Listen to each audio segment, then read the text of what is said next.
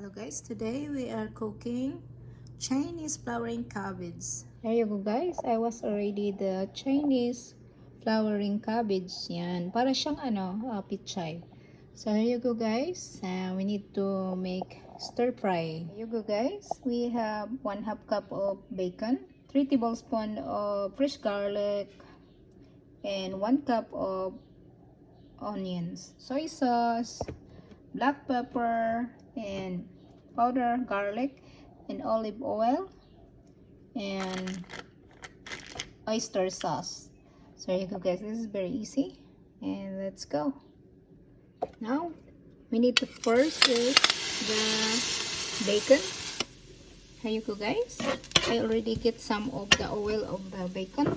Next is we will put this 1 cup of and the garlic together. We'll add 2 tablespoons of olive oil. There you go guys, like that. Smells good. Let's put the stock of the tomato, just like that. So do not put water, do not add water, huwag mong lagyan kasi magtubig lang yan. And then cover for 2 minutes. Now let's put black pepper, garlic, and 1.5 tablespoons of soy sauce,